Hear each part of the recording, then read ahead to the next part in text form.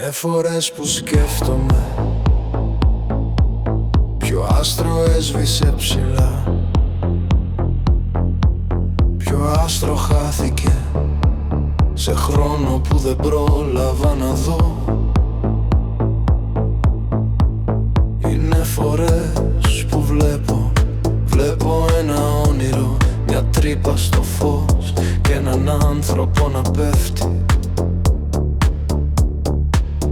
στο απέραντο κενό.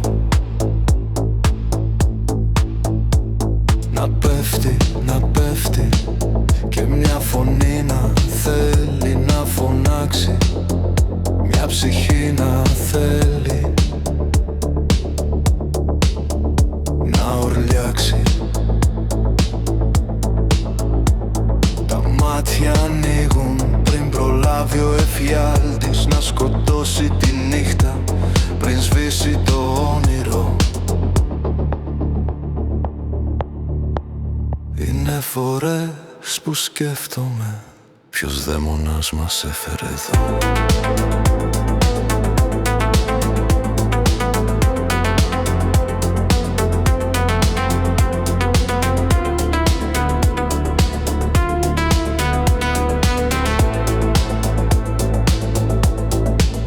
Είναι φορές που σκέφτομαι ποιος δαίμονας μας έφερε εδώ.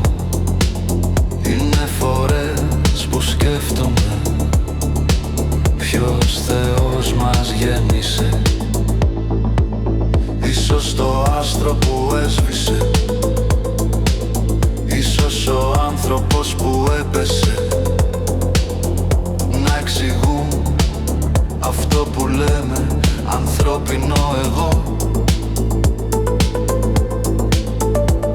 Οι άνθρωποι έρχονται, βλέπουν, φεύγουν, κανείς δεν έμεινε.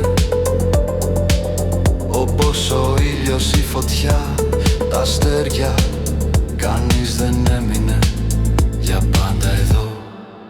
Είναι φορές που σκέφτομαι εκεί που πάμε ίσως είναι καλύτερα από εδώ. Ίσως εκεί βρούμε απάντηση στο ανεξήγητο ανθρώπινο εγώ.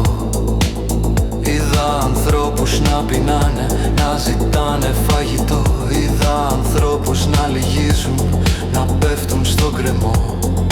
Μίλησα με ανθρώπους που δεν μπορούσαν να ακούσουν.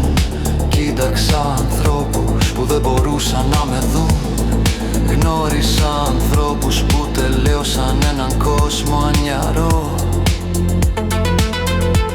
Μα δεν είδα ποτέ δάκρυ σε ένα νεκρό. Ποιος δαίμονας μας έφερε, ποιος Θεός μας γέννησε. Πού τραβάμε σ' αυτόν το πηγεμό, αυτό που πάντα μένει είναι ένα τεράστιο